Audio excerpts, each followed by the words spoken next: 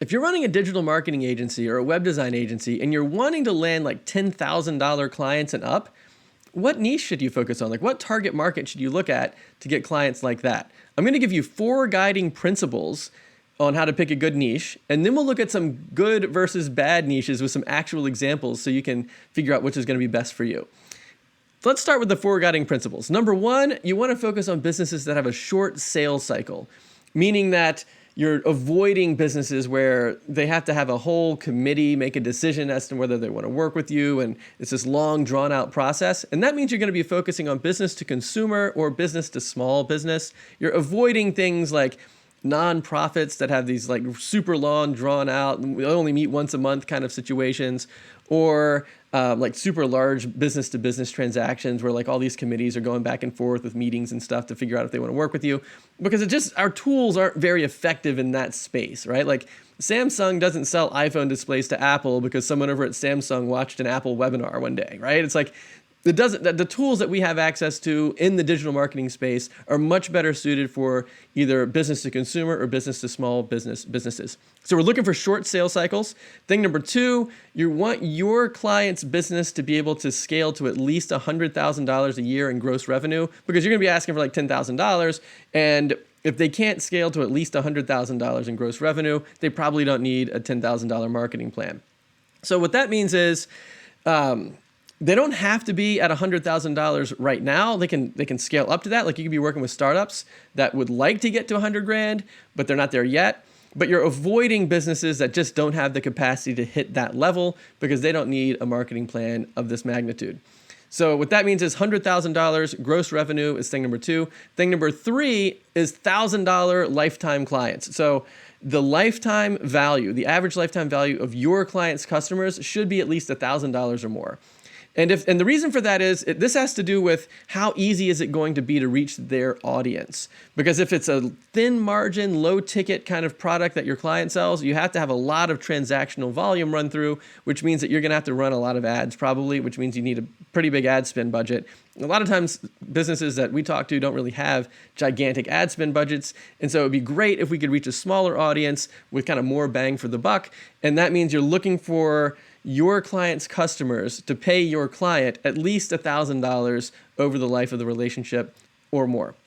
And then the last one is you don't want to go so broad that it's not true. So like thing number 4 is you don't want to pick a niche where it's just super duper broad, like small business or nonprofit in general. Like we already talked about nonprofits having some other issues, but if you go so broad, then it becomes, all your marketing becomes flimsy and fake. And it's like, do you really know how to grow every single small business there ever was?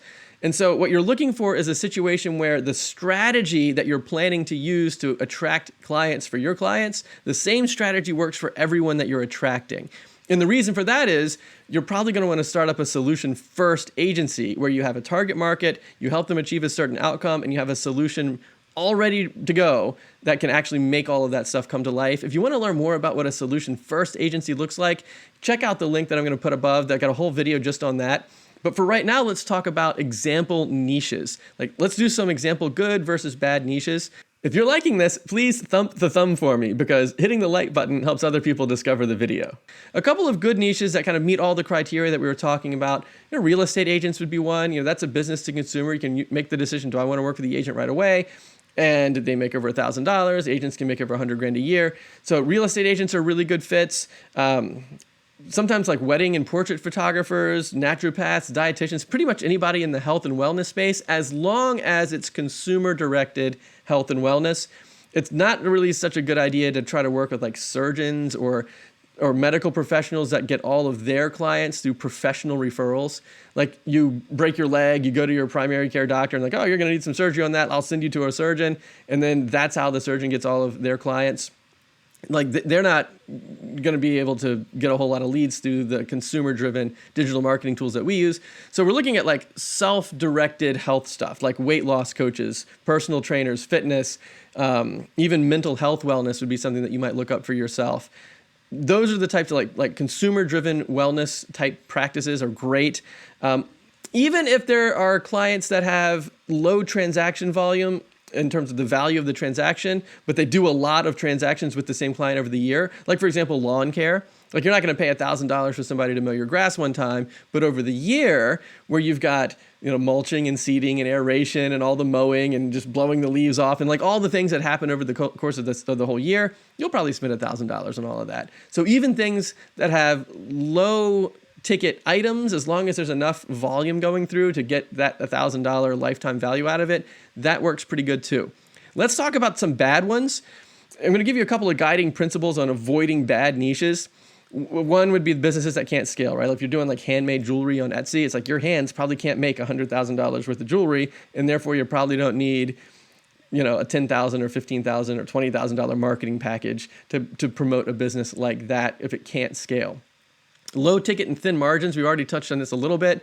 If the client has a product that is very thin, has very thin margins, or just low ticket in general, you have to reach a large audience to get there, which means they probably need a big ad budget. So just be mindful of that. A lot of times clients are going to be shocked to know that they're going to need to spend $5,000 or $6,000 a month or whatever to kind of get the leads they need because of the transaction value being so small and having to do so much volume. Hobby jobs is another one that I like to avoid. This is a really kind of broad generalization, but I've been doing this almost 20 years, and I've found that people that have jobs that are that feel exciting, like apparel or event planning or like yoga teachers and stuff like that, where it's just, man, it'd be really fun to have that. A lot of times those people are so excited about the job itself that they don't have any kind of solid business plan behind it, and they're probably not good candidates for, $10,000 marketing packages. We already talked about going too broad to be true. So you want to make sure that the same strategy that you use to create the outcome for the market that you select applies to everyone that you're attracting. And so if you said something like small businesses, that would be too broad, because the way you get leads for real estate agents is very different from people that run RV campsites, for example. And so that's the too broad to be true problem. We talked about professional referral businesses, like if your client gets all of their leads through other professionals referring them, like we talked about the doctor who refers people to surgeons and stuff like that. It's like they're just not Googling around for those types of things. It's not self-directed. It's usually professional referrals, which means our tools aren't going to be that effective. And then the last one that I try to kind of put a red flag on are high-risk transactions, like ingestible CBD products and stuff like that. And again, it's not a complete deal breaker, but you're going to be creating a lot of headaches for yourself. Facebook ads are hard to run. Google ads are hard to run. It's even hard to find payment gateways for these high-risk types of businesses. So all other things being equal, you'd be a lot easier and have a lot better time working with real estate agents and stuff like that, where you don't have those problems.